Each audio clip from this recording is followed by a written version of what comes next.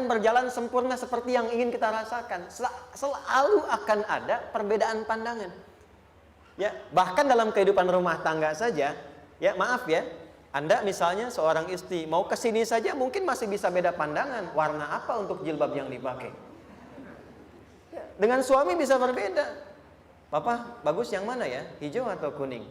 Ah, kayaknya yang hijau deh gitu kan. Enggak, kayaknya kuning deh gitu kan. Masih mending ada dua pilihan, begitu dipakai pink. Bisa berbeda. Anak bisa berbeda. Jadi kesan pertama yang ingin dibangun bahwa dalam kehidupan sudah pasti akan ada keragaman pandangan. Dan yang kedua, yang tidak normal, keragaman pandangan itu boleh jadi melahirkan tindakan-tindakan yang kontraproduktif. Mungkin akan mendapatkan celaan. Allah dicela, malaikat dicela, Rasul dicela, Nabi dicela, sahabat dicela, tabi'in dicela, ulama dicela. Kita siapa yang mungkin belum menjadi bagian dari orang-orang itu dan ingin bebas dari celaan? Itu mustahil. Jelas sampai sini? Jadi kalau mendapatkan celaan, berbahagialah, berarti kehidupan kita normal. Jelas? Pernah mendapatkan celaan dalam hidup? Halo? Pernah disoal oleh orang lain? Pernah direndahkan oleh orang lain? Nah, Allah tuh memberi kesan kepada kita, jangankan engkau Rasul yang paling mulia saja pernah mendapati itu. Tapi bagaimana seni mendapatkan ketahanan sehingga dalam dicela pun tetap tenang, dalam disoal pun tetap hatinya nyaman. Karena ketenangan itu yang membawa pikiran tenang dan tindakan yang terukur. Dan kadang-kadang ketenangan itu lebih penting bahkan dibandingkan dengan harta yang berlimpah. Seringkali saya berikan perbandingan dari sejak dulu kita belajar kan. Coba pilih mana? Saya yakin masih konsisten. Pilih mana? Kaya tapi gelisah atau miskin tapi tenang. Tidak boleh ada pilihan ketiga, saya tahu itu. Kaya tapi gelisah atau miskin tapi tenang, pilih mana? Ya, saya tahu lah. Kaya tapi tenang. Oke, di fase ini wahyu belum turun. Nabi sudah ngajar, turun wahyu, turun al-alaq, turun beberapa surah. Tiba-tiba ada masa jeda, wahyu belum turun. Sepekan belum turun, sebulan belum turun. Disitulah muncul seakan ada amunisi bagi orang-orang yang tidak senang dengan Nabi, tidak senang dengan ajakan Nabi pada kebaikan. Ini poin yang kedua. Kalau Anda berbuat baik, pasti ada tantangan. Ingat ya, kalau Anda berbuat baik, apapun itu, pasti ada tantangan. Yang menguji konsistensi kebaikan itu apakah serius untuk dilakukan atau tidak. Maka mulai muncul tuduhan. Lihatlah Muhammad dari ditinggalkan sama Tuhannya. Itu Muhammad dah gila tuh, naik turun bukit, naik turun lagi, kayak orang bengong. Muhammad udah ada beban di pundaknya. Jangankan umatnya, Rasulnya saja yang mengklaim Rasul punya masalah katanya, ya kan? Dan ditinggalkan Tuhannya, kok masih mau ikut Muhammad? Maka dalam keadaan itulah kemudian ditunggu, naik turun, turunlah kemudian dua surah sekaligus, surah 93, surah 94, yaitu surah Ad-Duha dan Al-Insyirah.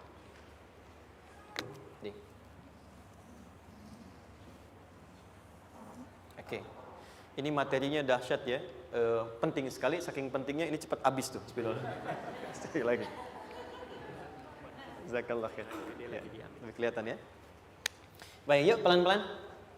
Jadi turunnya surah Ad-Duha dan surah Al-Insyirah, hikmahnya satu atau fungsinya satu, memberikan petunjuk bagaimana mengatasi satu persoalan sesulit apapun, tapi masih dapat menghadapinya dengan keadaan yang tenang.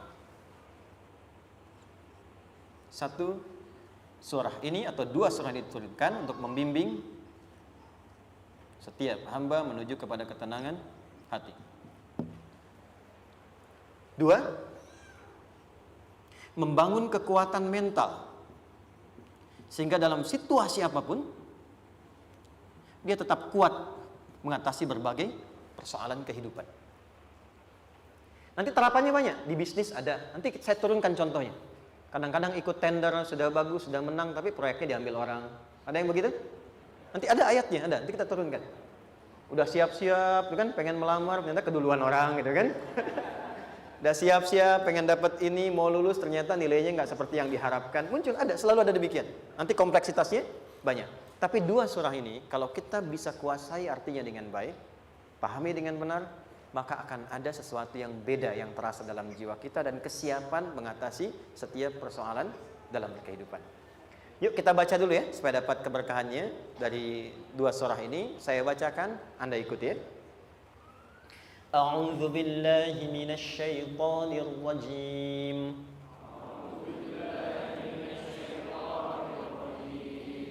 Bismillahirrahmanirrahim. Wadduha wal-laili idza saja ma wadda'aka rabbuka wa ma qala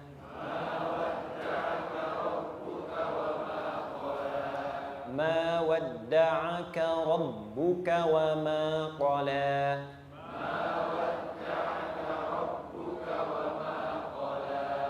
وللآخرة خير لك من الأولى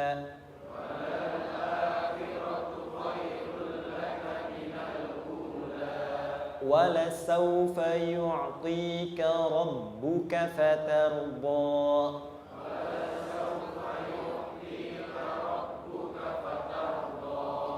ألم يجدك يتيما فآوى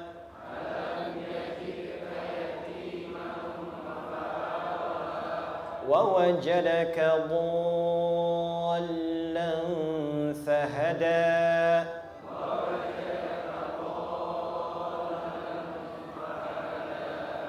ووجدك عائلا فأغنى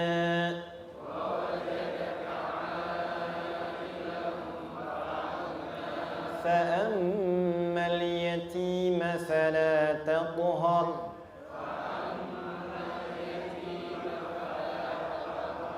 وأما السائل فلا تنهر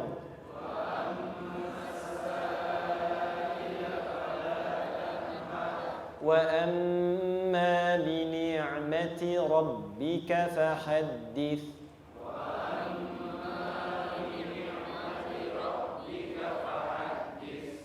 Satu surah dua, alhamdulillah.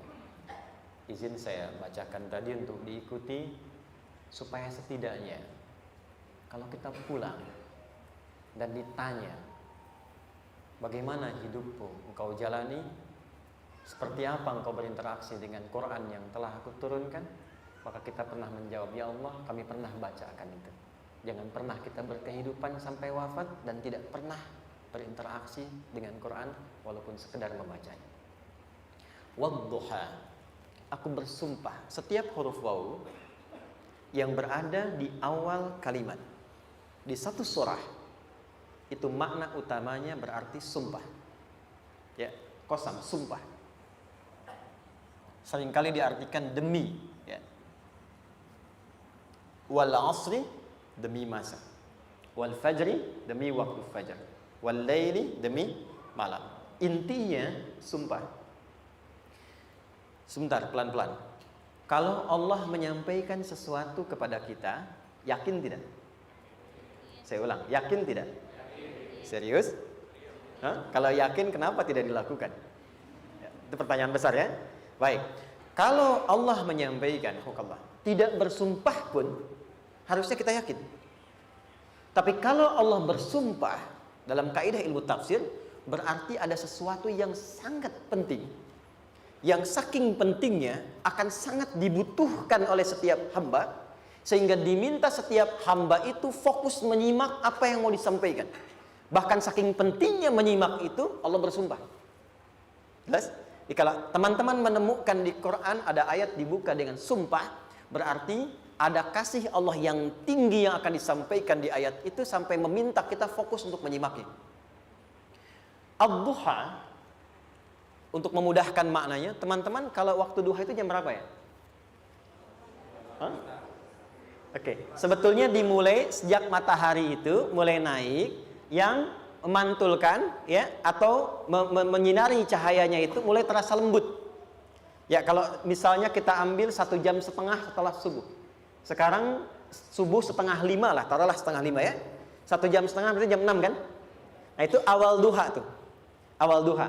Sampai ke pertengahan kurang lebih 9:30, jam 10. Akhir duha jam 11 sampai menjelang ke zuhur. Awal duhanya disebut dengan syuruk namanya. Syuruk. Jadi syuruk itu awal duha. Kalau sudah jam 6 ada cahaya matahari ya. Enak nggak ke tubuh kita itu? Nyaman nggak? Jam 8 enak nggak kalau berjemur ya? Jam 9 enak ya? Nah, ini kata kiasan dalam bahasa Arab. Kalau kita merasakan sesuatu yang enak, nyaman, memberikan manfaat yang banyak, itu orang Arab sering memberikan kiasan dengan waktu-waktu tertentu. Di antaranya duha. Jadi kalau kita menemukan kalimat duha, jangan langsung diartikan ke waktu duhanya. Boleh jadi yang diinginkan adalah makna di balik itu, yaitu semua kenikmatan dan kenyamanan yang didapatkan. Cara mengartikan ini, wadduha, aku bersumpah, kata Allah, ya Muhammad, demi semua kenikmatan yang kau rasakan dalam hidup, seperti engkau merasakan kenikmatan cahaya duha itu. Jelas? Wal-laili idza saja, dan aku bersumpah, al-lail, lail itu apa?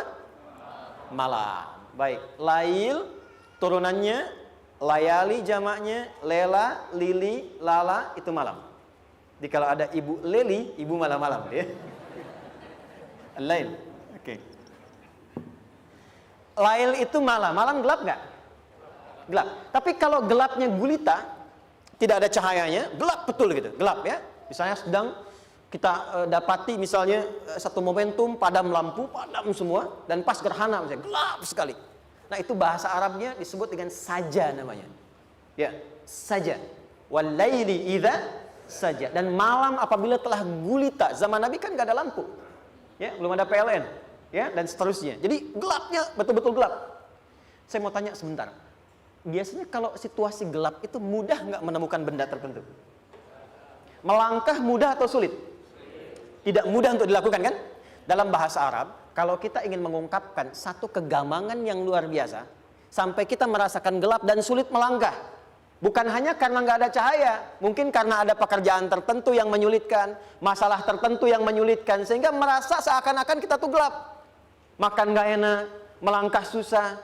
Pernah nggak merasakan situasi yang saking beratnya satu beban itu seakan-akan makan nggak mau, melangkahnya berat, ada vertigo, kadang-kadang pusing. Pernah merasakan itu? Itu bahasa Arabnya, wal-laili idza saja. Perhatikan kalimatnya, ya Muhammad sallallahu alaihi wasallam. Aku bersumpah demi semua kebahagiaan dan kenikmatan yang engkau pernah raih seperti merasakan kenikmatan cahaya duha.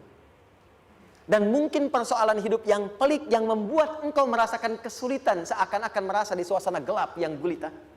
Ma wadda'aka rabbuka wa ma qala.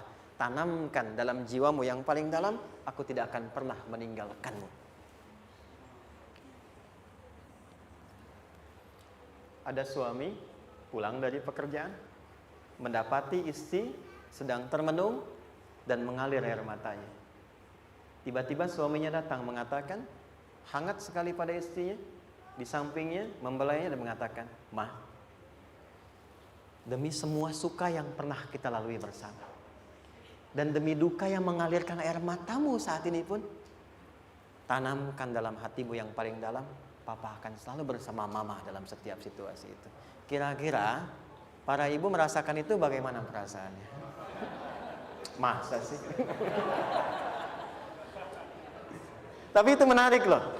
Menarik ya. Jadi kalau teman-teman ngaji surat Yusuf, di surat Yusuf itu laki-laki diilustrasikan dengan matahari, perempuan diilustrasikan dengan rembulan. Ya.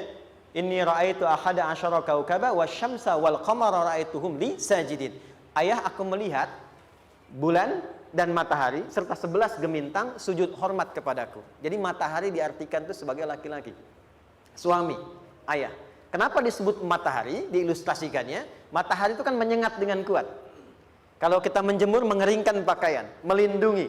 Tipikal suami itu melindungi. Ada yang ganggu istri, sengat dengan kuat. Ada air mata yang mengalir, hei, keringkan itu sehingga tidak larut air mata mengalir di pipinya. Itu matahari. Sebaliknya rembulan.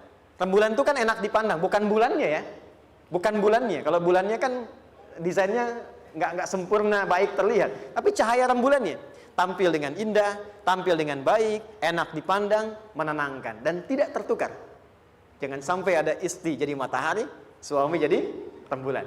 Jelas ya? Dengan kekuatan bulan aku menghukummu, ya kan? Itu salah. Oke. Tahan sampai sini, tahan. Lihat baik-baik. Saya berhenti sampai sini dulu. Kalau di Quran ada ayat menyebutkan, tidak spesifik orang yang disebutkan. Dan kapan kejadiannya?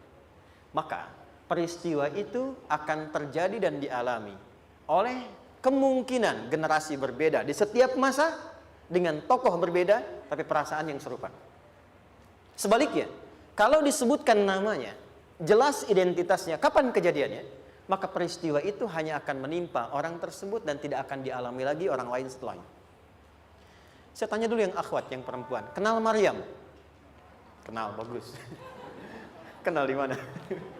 Maryam anaknya Imran, mengandung, melahirkan Isa alaihissalam, Yesus Mesias, tanpa disentuh laki-laki manapun.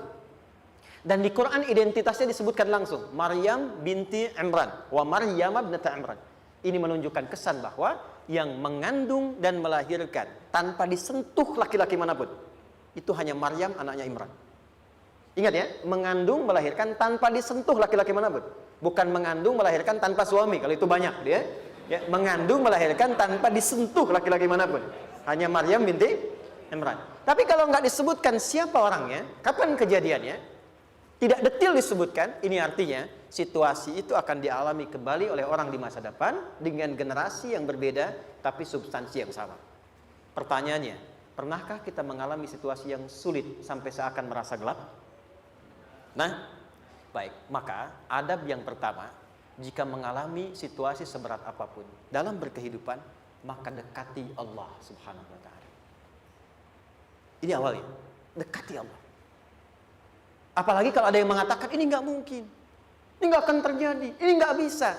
Kalau sudah ada tanda seperti itu tanda langsung dari Allah, supaya Anda diminta langsung mendekat kepada Allah dan tinggalkan semua makhluk. Karena Allah hanya akan mengabulkan langsung kepada Anda tanpa perantara siapapun. Itu yang terjadi pada Nabi Zakaria. Ini nggak mungkin, ini mustahil. Maka beliau langsung memohon kepada Allah dan langsung menyebutkan, ya Allah, saya minta darimu saja, tidak dari yang lain. Maka dikabulkan seketika.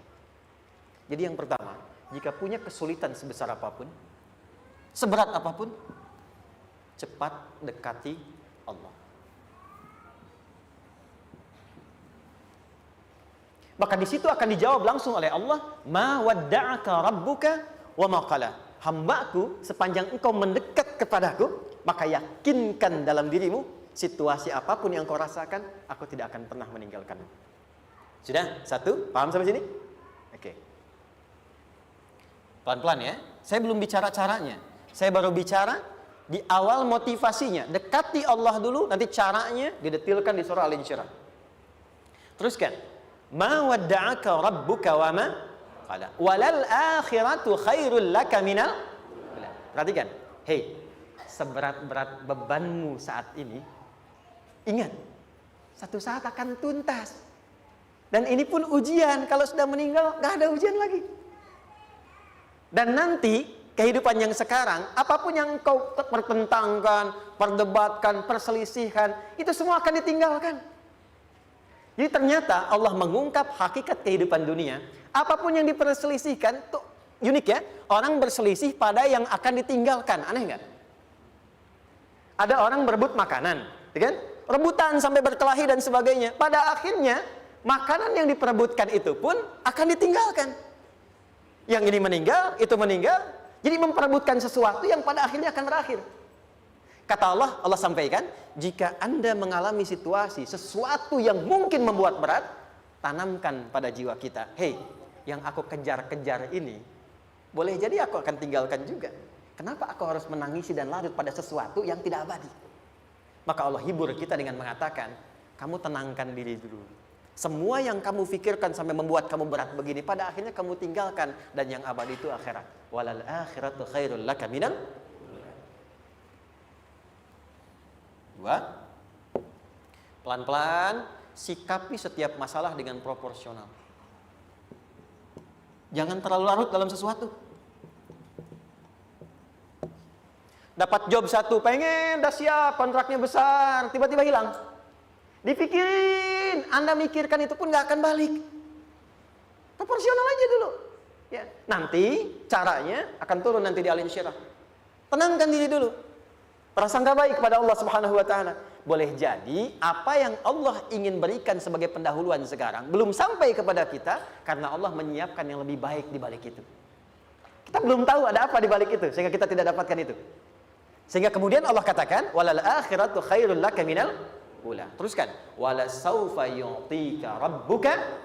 Pelan-pelan. Orang yang punya sikap seperti ini itu cenderung lebih dekat mendapatkan ridha Allah dibandingkan dengan orang-orang yang larut dalam kesulitan. Orang yang move on dengan setiap persoalan dalam kehidupan, cepat berpikir secara proporsional, tidak menggantungkan hidupnya pada persoalan tertentu sehingga membuat dia menjadi beban, itu lebih mendekatkan dirinya kepada ridha Allah dibandingkan dengan orang yang meratapi persoalan hidupnya. Ya.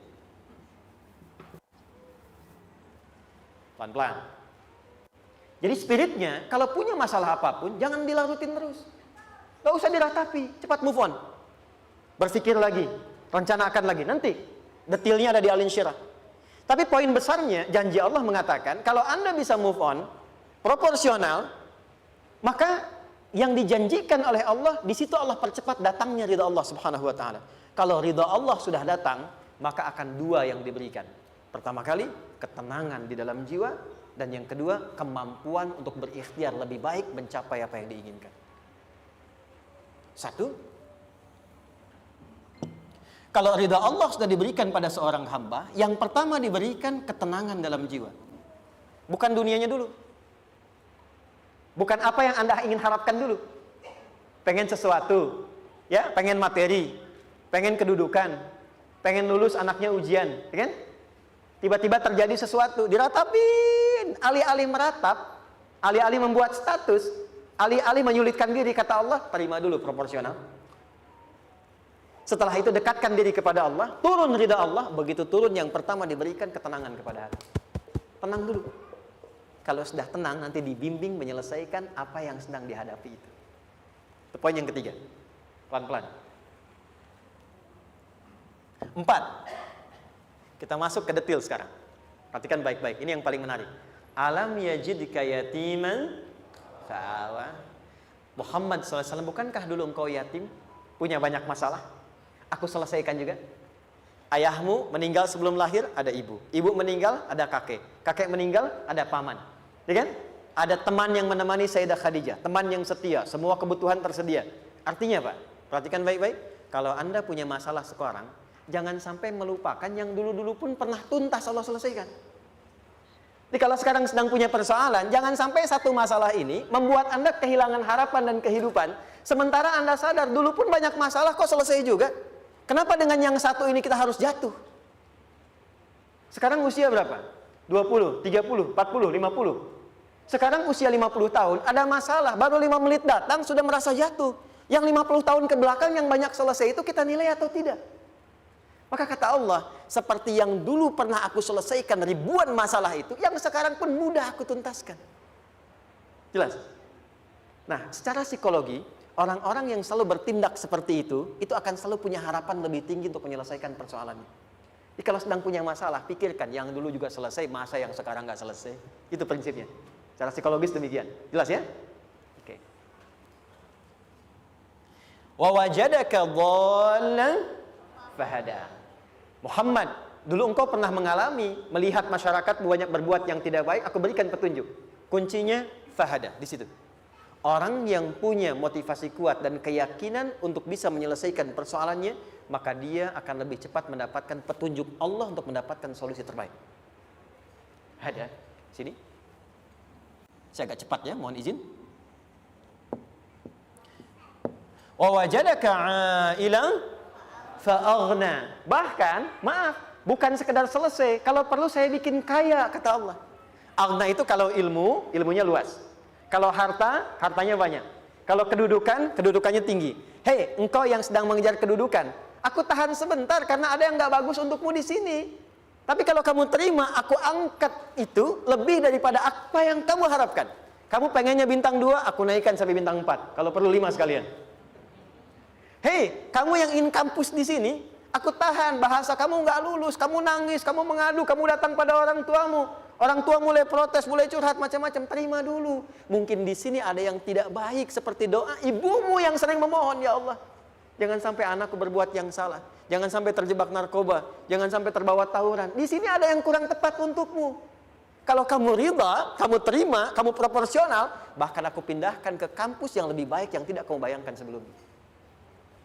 Di orang-orang yang selalu menerima apa yang Allah ujikan dan ridha dengan itu, maka Allah akan angkat derajatnya bahkan melebihi ekspektasi dirinya. Paham? Kalau sudah seperti itu, maka lihat ujung ayatnya. Lihat ujung ayatnya. Fa'ammal yatima fala taqhar. Hei, maka jangan pelit berbagi kepada orang lain. Share. Kalau sudah sukses, share. Berbagi, bukan hanya materi, bagi ilmunya, ya, bagi kebahagiaannya. Wa ammas sa'ila fala tanhar. Jangan sampai nunggu orang minta. Kalau lihat ada kawan yang butuh, sekarang Anda sukses. Tapi boleh jadi kesuksesan Anda itu tangganya dari teman-teman Anda. Kalau sudah teraih ke atas, lihat lagi anak tangganya ke bawah. Ajak teman, jangan ditunggu minta.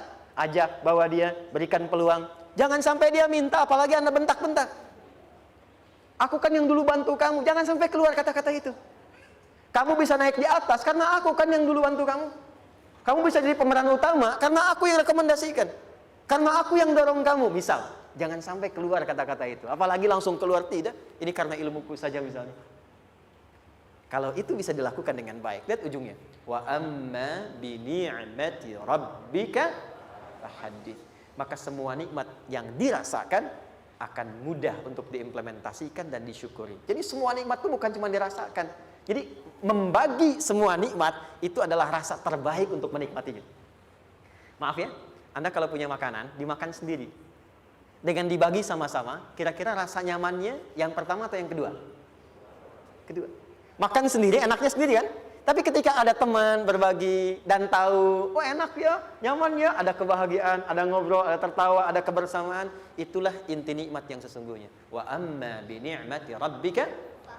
Ternyata masalah yang diberikan bukan ingin memberikan beban, tapi ujungnya, endingnya supaya Anda bisa mendapatkan nikmat berkualitas yang bisa dibagi. Lihat surat Ad-Duha itu jangan cuma lihat awalnya, lihat ujungnya. Ternyata ketika seseorang mendapat masalah, seberat apapun, itu bukan ingin membebani, tapi ingin meningkatkan kualitas hidupnya supaya mendapatkan nikmat yang lebih besar dan merasakan nikmatnya itu dengan berbagi. Itu poinnya. Jadi kalau sampai sini kita paham, dan kita beri nama misalnya dengan fikih ujian, jadi kalau desain ujian ini sistematikanya kita pahami, maka tidak ada alasan untuk mengeluhkan persoalan. Jadi melihat masalah itu bukan sebagai beban, pada akhirnya melihatnya sebagai tangga untuk mencapai kebahagiaan. Jelas sampai sini? Baik, kalau sudah seperti ini, ingin punya masalah atau tidak ingin punya masalah? Tidak.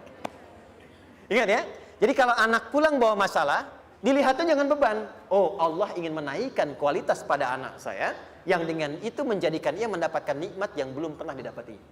Kalau rumah tangga sedang ada masalah, jangan banyak diperseterukan, tapi direnungkan sejenak. Oh, Allah ingin meningkatkan kualitas rumah tangga ini, sehingga kita bisa mendapatkan nikmat yang tidak pernah didapati sebelumnya.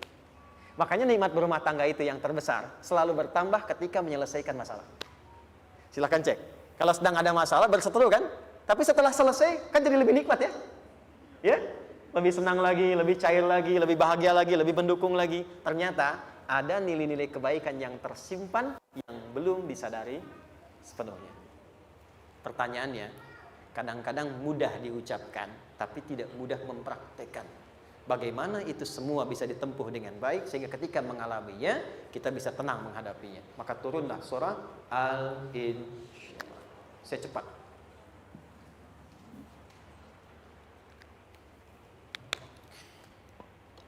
Teman-teman, ini apa? Kelas ya? Baik, pelan-pelan sedikit. Kira-kira volumenya besar kecil? Kecil ya? Baik. Kalau saya bandingkan dengan gayung, volumenya besar mana? Gayung ya? Baik. Kalau ini saya perlebar, sehingga bisa memasukkan apapun ke dalamnya, itu bahasa Arabnya disebut dengan insyirah namanya. Jelas? Meluaskan sesuatu sehingga terlihat lapang, sehingga memudahkan setiap hal masuk ke dalamnya. Itu insyirah namanya. Surah ini diberi nama dengan surah Al-Insyirah, yang berarti sesuatu yang lapang, yang tenang, yang nyaman. Yang diharapkan dengan keadaan hati yang lapang, nyaman, tenang itu, segala persoalan yang dihadapi dalam kehidupan akan mudah diterima dan tidak berdampak besar dalam menyikapinya. Maka bagaimana kemudian Allah memberikan turunan-turunan petunjuk supaya apa yang diharapkan ini bisa tercapai? Satu, izin mengilustrasikan, saya kasih cerita sebentar. Ada seorang anak muda, kisah ini sangat viral, hampir setiap kita bisa mendapatinya. Datang kepada seorang kakek tua di sisi danau yang jernih sekali airnya. Dia berkeluh kesah tentang persoalannya. Dia katakan, saya punya masalah begini. Berat sekali terasanya. Kakek itu kemudian permisi, dia hanya membawa 2 genggam garam. Kemudian beliau bawa 1 gelas, ilustrasinya seperti ini. Dimasukkanlah kemudian garam itu ke gelas itu. Lalu diambil 1 gelas air yang jernih tadi, dengan garam segenggam. Kata beliau, minum. Pemuda itu mengatakan, wah asin, minum aja dulu. Lalu ketika diminum, langsung ditumpahkan. Dia muntahkan, asin katanya. Lalu setelah itu kakek yang tadi melepaskan segenggam sisanya, dilempar ke danau tadi yang luas. Lalu diambil lagi dengan gelas yang sama. Sekarang minum. Bagaimana rasanya? Segar, enak, nyaman. Itulah hatimu. Kalau hatimu sempit sesempit gelas ini, maka masalah sekecil apapun akan selalu menghadirkan kesulitan seperti engkau menelan garam tadi. Tapi kalau hatimu luas, sebesar apapun masalah, tidak akan pernah berdampak pada dirimu kecuali engkau mampu menyusun rencana untuk mengatasinya. Kelapangan hati yang membuat diri kita mampu menerima persoalan apapun, itu yang disebut dengan insyirah. Makanya dulu tahun 90-an ada sinetron Hati Seluas Samudra gitu ya. Saya pernah tahu itu. Sama anaknya diapa-apain juga, masih aja ya menerima gitu. Dulu siapa ya? Jeremy Thomas dan lain-lain ya. Saya kira ada gitu. Ya, saya kira itu ya. Saya pernah lihat sejenak ya. Saya jarang-jarang nonton itu. Pernah lihat aja. Saya senang riset. Jadi kalau riset itu ada riset dakwah, ada riset materi. Saya teman-teman yang musik gitu ya. Saya tidak terlalu dekat dengan musik karena saya di Quran gitu. Tapi untuk mengetahui hukum musik itu bagaimana, saya riset. Sampai ke notasi saya tahu. C, D, F, G, A, B, C, G, A, B, C, D, F, G, D, F, G, A, B, C, D, A, B, C, D, F, G, A, F, G, A, B, C, D, E, B, C, D, E, F, G, A, B, F, G, A, B, C, D, A, F, C, D, A, B, G, A, B, C, gitu kan ya? Ya, tapi kalau diminta piano, gitar, ini saya nggak bisa. Ya, tapi untuk menentukan hukum, nah kita bisa paham gitu. Misalnya boleh nggak baca Quran pakai langgam Jawa gitu kan? Nah hukumnya apa? Nanti dari teori itu muncul. Ya, paham ya? Nah, oke, balik sini. Perhatikan baik-baik. 1, saya agak cepat.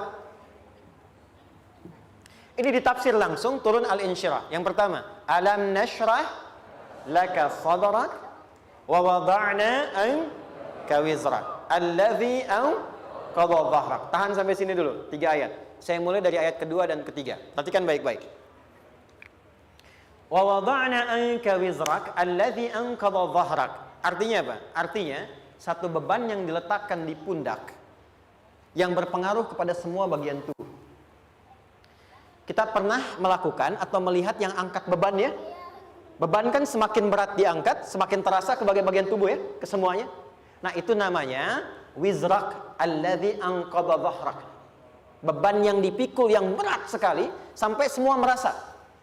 Makanya jadi satu ungkapan dengan mengatakan dia sedang memikul beban yang sangat berat.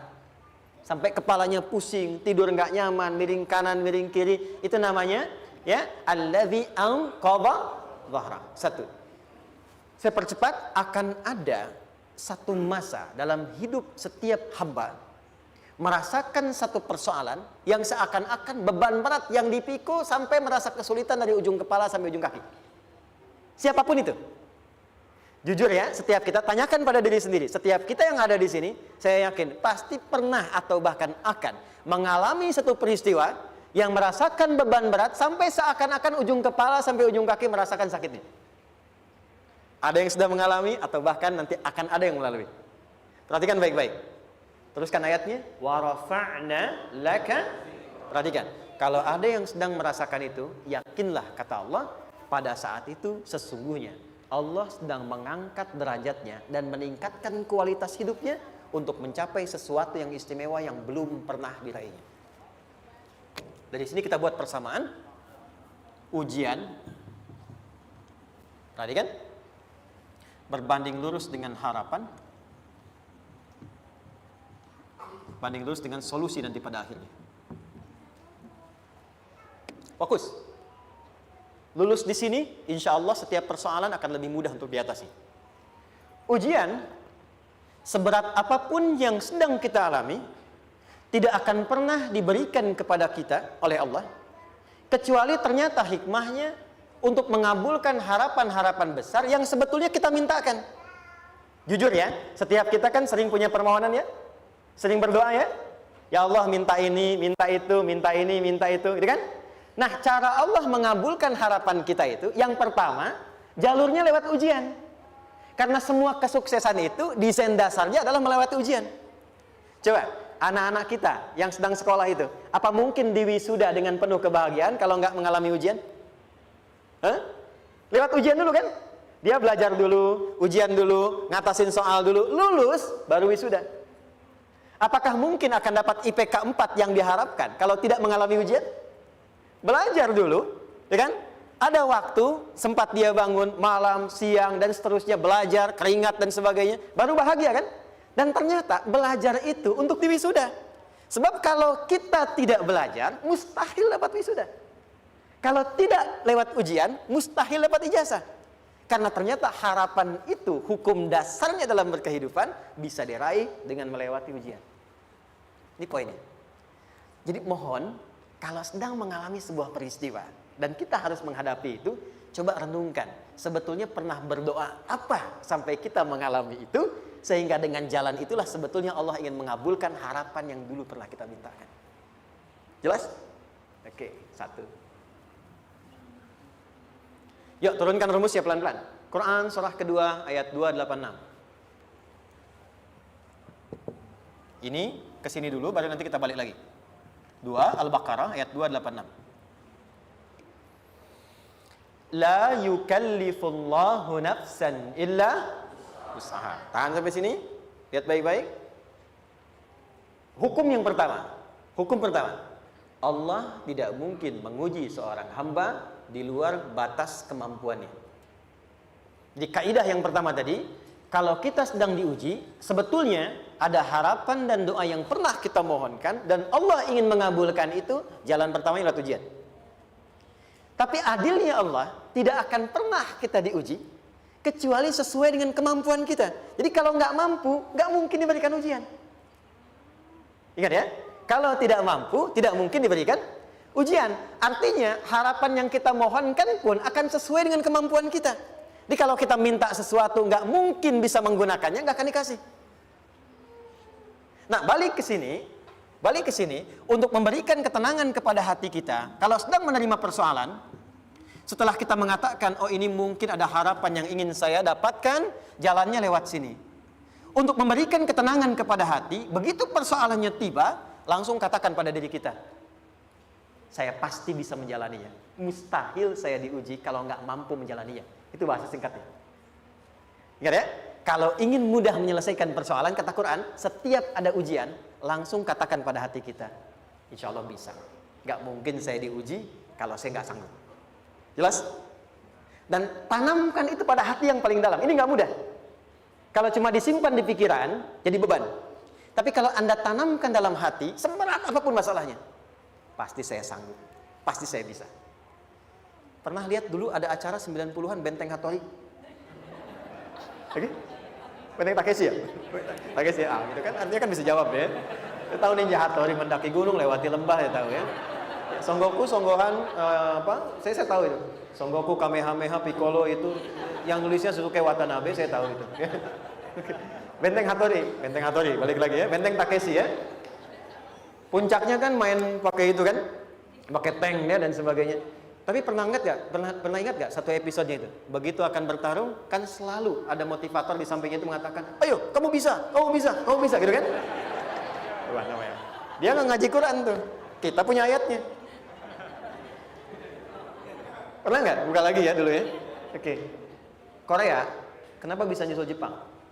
Salah satunya, waktu Jepang itu maju, setiap di Korea itu ditanamkan dari mulai anak-anak TK-nya. Kita harus lebih daripada Jepang. Sejak anak-anaknya TK. Itu ditanamkan betul. Kita bisa, kita dari TK.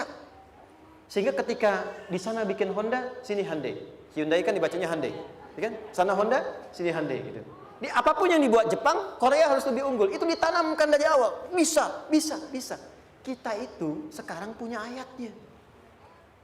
Jadi kalau sedang punya masalah seberat apapun, katakan pada diri kita, insya Allah bisa. Gak mungkin diuji kalau nggak sanggup. Bisa insya Allah. Bisa. Kenapa mah? Bisa. Jelas? Oke. Sudah di situ teruskan. Lanjutkan. Warafa'na laka dzikra. Teruskan. Fa inna ma'al usri. Nah, ini poin terbesarnya. Fa inna ma'al usri yusra. Fa huruf yang menunjukkan sesuatu berlangsung dengan cepat. Inna di ilmu nahwunya berbunyi begini, di gramatikal bahasa Arab. Harfun nasbin wa taukidin. Tansibul isma wa tarfa'ul khabara. Mabniyun 'alal fathi la mahalla lahu min al-i'rabi. Paham? Tidak. Inna huruf yang digunakan untuk menguatkan informasi agar ditancapkan ke dalam hati sekuat-kuatnya dan jangan pernah ragu. Jadi kalau orang Arab itu nancapkan tongkat begini dan kuat, tidak goyah, itu nasab namanya. Nasabar rajul asahu fil ardi. Inna ini harfun nasab. Jadi kalau ada di Quran dibuka informasinya dengan inna, maksudnya begini, hei, tancapkan informasi dalam hatimu dengan kuat, jangan pernah ragu. Yakinkan pada dirimu. Apa yang harus diyakinkan? Ma'al usri yusra. Inna ma'al usri yusra. Usrun sama dengan yusrun. Lari ke sini. Oke. Apa artinya usrun?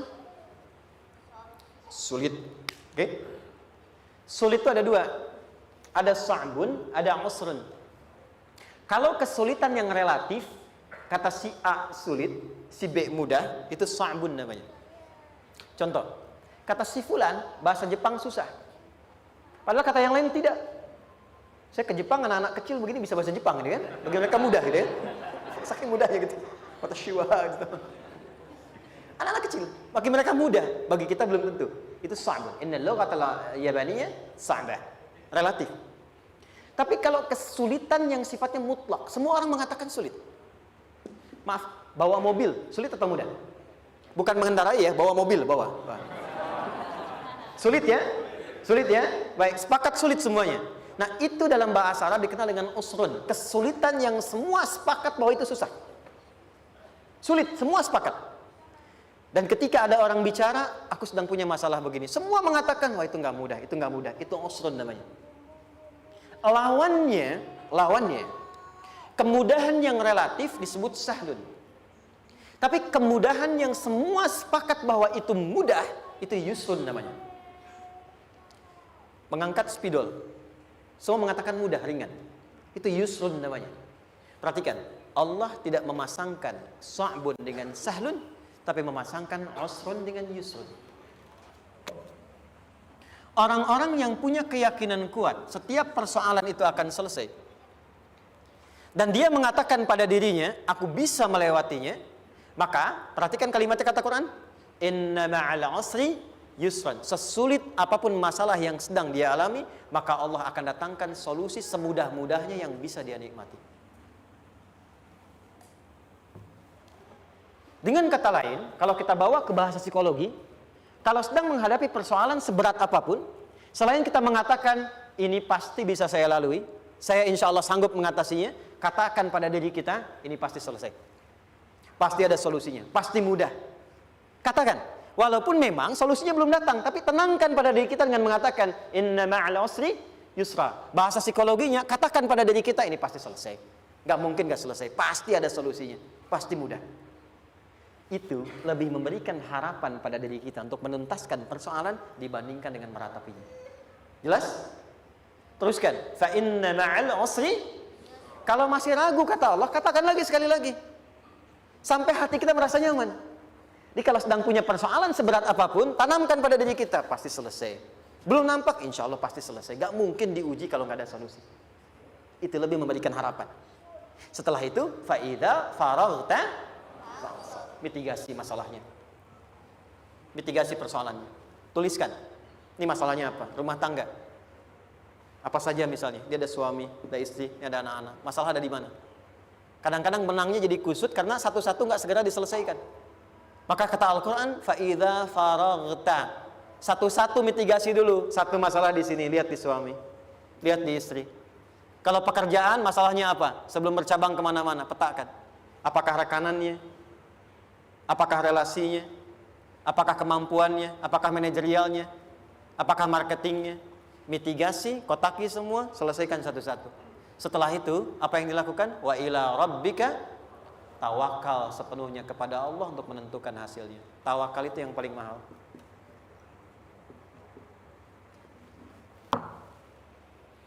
Anda kalau nggak punya kepasrahan, stres. Karena selalu memikirkan apa yang mau dikerjakan dan selalu orientasi pada hasil. Kita punya tawakal. Kalau kita mampu menyerahkan sesuatu, gini. Di sini ada orang yang paling jago misalnya main basket. Ada pertandingan basket. Begitu dibuka, udah tim musyawarah serahkan aja pada si fulan. Kan? Dia yang paling jago, dia. Bukankah dengan menyerahkan itu bukan hanya kita berikan sebuah tugas, ya kan? Tapi dengan itu ada kelapangan tersendiri kan? Yakinlah sukses, ini paling hebat. Pernah ada perasaan gitu? Sekarang, siapa yang paling mampu menguasai? Siapa yang paling hebat menyelesaikan segala hal? Siapa yang punya segalanya? Bukankah Allah? Orang-orang yang punya tingkat tawakal yang tinggi. Maka, satu, dia akan lebih stabil keadaan mentalnya dan tidak akan pernah gelisah dengan kekecewaan. Gak ada kecewa. Karena tawakal itu, kalau sudah kepasrahan, pasti menerima hasil. Kalau sudah tawakal, terserah Allah tetapkan apa saja. Mau dapat sekarang, dapat besok, dapat nanti. Puncak yang paling tinggi, tugasmu hanya berikhtiar semampu yang bisa dilakukan. Selanjutnya, biarkan Allah menetapkan apa yang menjadi bagian dari maslahat kehidupan kita. Saya tutup. Cara Allah menjawab harapan kita ada 3. 1. Memberi langsung apa yang kita mintakan. 2. Menunda itu sampai kita siap menerimanya. 3. Mengganti apa yang kita inginkan dengan apa yang kita butuhkan. Saya ulang ya. 1. Memberi langsung apa yang kita mohonkan. Misal, ya Allah saya ingin A misalnya.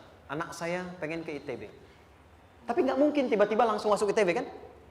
Pasti lewat ini dulu kan? Ada ujian dulu. Ikut tes dan seterusnya diterima. Sesuai. 2. Kadang menunda sesuatu sampai dia sanggup menjalaninya. Anda punya anak usia 5 tahun, pengen diberikan motor. Anda mampu untuk memberi motor, dikasih nggak? Tidak. Sampai dia sanggup mengendarai motor, baru Anda berikan. Terkadang ada yang kita minta sekarang, tidak didapati sekarang. Tapi ternyata tahun depan kita dapat. Kita harus sadar bahwa anugerah yang kita dapatkan tahun depan itu sebetulnya adalah hasil doa kita di tahun ini. Pernah dengar nggak kisah viral? Nabi itu berdoa baru dikabulkan setahun setengah. Setahun 6 bulan. Padahal itu Nabi loh. Kiblat pertama kita kemana? Palestina kan? Baitul Maqdis kan? Nabi berdoa. Mohon terus nengok ke langit. Al-Baqarah 144. Minta. Jawabannya turun setelah setahun setengah. Setahun 6 bulan. Ada yang mengatakan di tafsir setahun 8 bulan. Baru dikabulkan setelah setahun setengah. Padahal kurang soleh apa Nabi? Nabinya siap, mungkin umatnya yang belum siap. Nabinya siap, tapi ada tantangan di masyarakat yang tidak mudah, yang mungkin bisa meruntuhkan dakwah. Baru dikabulkan setahun setengah. Ketika semua umatnya sudah bisa siap menerima itu. Boleh jadi, apa yang diminta orang tua sekarang, terkabulnya mungkin belasan puluhan tahun pada anaknya yang nomor sekian. Tahu Imam Syafi'i? Imam Syafi'i itu kan nama aslinya Muhammad. Bapaknya Idris. Kakek yang ke atas, yang ketiga namanya Syafi'i. Kenapa disebut Imam Syafi'i? Dinisbatkan pada kakek yang ke atasnya. Ternyata kakeknya ini seorang ulama besar, saleh, memohon kepada Allah. Setiap di keturunannya ada yang bisa menggantikan lebih soleh, lebih baik lagi. Ternyata yang didapatkan bukan dari anaknya, tapi generasi keturunan yang kesekian. Anda belum sekarang bisa hafal Quran. Misalnya, Anda bermohon, berdoa, boleh jadi yang hafal, mungkin bukan di anak, bisa di cucu, bisa di bagian keluarga yang lain. Maka, terkadang tawakal itu tidak hanya memberikan hasil yang cepat, tapi memberikan keindahan yang terasa tertunda, tapi melengkapi kebahagiaan yang dirasakan. Penutupnya, boleh jadi minta ke ITB, diterimanya di Unpad. Minta motor, dapatnya mobil. Kalau itu senang, luar biasa. Minta mobil, dapatnya motor, gitu kan? Ternyata kadang-kadang di sini yang terakhir, saya tutup, Allah mengabulkan apa yang kita butuhkan, bukan apa yang kita inginkan. Anak Anda sakit, dibawa ke dokter. Kata dokter, jangan dulu makan jeruk. Maka Anda pulang, dia minta jeruk. Anda berikan apel. Saya nggak mau apel, mah. Saya pengennya jeruk. Nggak apa-apa, nah. Ini apel rasa jeruk, misalnya kan? Anda berikan. Ternyata apa? Bukan ingin menyakiti dan tidak mengabulkan keinginan anak, tapi lebih memberikan apa yang dia butuh. Kadang-kadang maaf ya, teman-teman mintanya proyek A, udah capek, di situ nggak dapat, dapatnya di yang lain. Teman-teman, itu Allah berikan sebetulnya hasil ikhtiar Anda yang sebelumnya. Cuma dikasih yang lebih baik, yang tidak Anda pernah bayangkan, Mas.